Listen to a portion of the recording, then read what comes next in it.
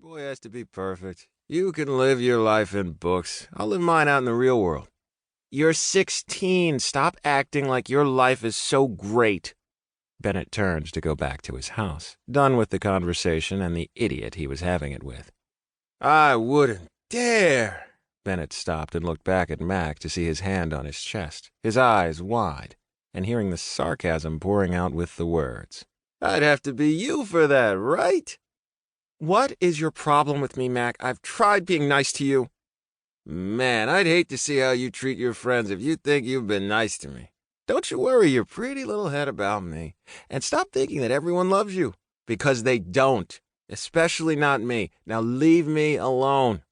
With that, Mac turned his back on him, probably proud he got the last word. Whatever, asshole. Bennett walked back to his house, grumbling the whole way. Mac always pushed his buttons. Every single one. And that was both good and bad. The only guy he thought was hot after he finally came out was the biggest asshole Bennett knew. 11 years earlier. Mac. Mac planned on taking his bike for a ride, but his parents said he needed to study more. So now he was sitting on his front porch, on his mom's favorite porch swing that she rarely sat in, with a book in his lap. Not doing much with the book, but it was there. Mac liked sitting outside, day or night, the sounds of nature all around him, making him feel alone, solitary, like he was the only one around. Less noise that way. Better than hearing his parents bitch yet again. Why can't you make nicer friends? Mac, you need to apply yourself more. Can't you be more like Bennett? Oh, yes, because being himself wasn't good enough for them. That last one was the one that hurt the most. Mac understood his parents just had high expectations of him. Wanted him to have a good life, as they liked to say. But to be like someone else? Why can't he just be himself? Fuck, it's not like he got into trouble or beat people up like some bully. He had good grades. No, he wasn't in all those fucking smarty classes that Bennett was in, like calculus. But Bennett was stupid where it counted. Speak of the devil, here comes Mr. Perfect now. Dressed as he always was in an untucked button-up shirt, skinny jeans, and Converse. His blonde hair was always all floppy, like it had a mind of its own. Mac really wanted to run his hands through it. Their houses were not so close that he had to interact with Bennett, but they were close enough that if he wanted to, Mac could give him a tough time. And he always wanted to. Bennett looked like he went grocery shopping inside his house, for fuck's sake, and that told Mac all he needed to know about where he was going. Getting up from the swing, he walked down the stairs and across Bennett's lawn just as Bennett started down the path that led to the driveway. Where you going?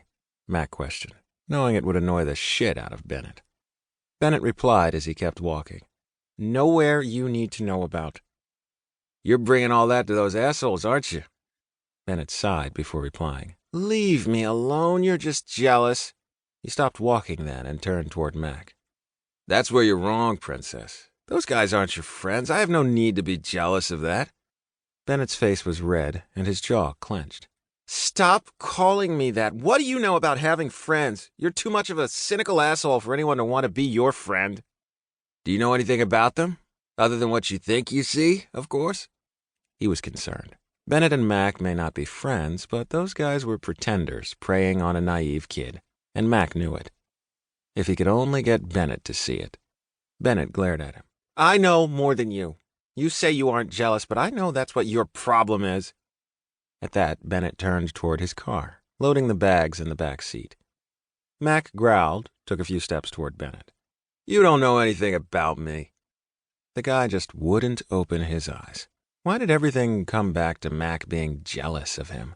Of course, it was how Bennett saw himself, like he was somehow better than Mac, because he was into all that science shit and everyone loved him. I know enough not to trust whatever you say. Bennett climbed into his car, slamming the door before he drove away.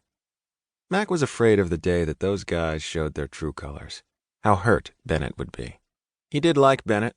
That's why he teased him. It wasn't meant to come off as him being an ass, but sometimes he couldn't help the resentment he had toward the guy. Everyone loved Bennett, and his own parents wanted him to be Bennett. Mac cared a lot.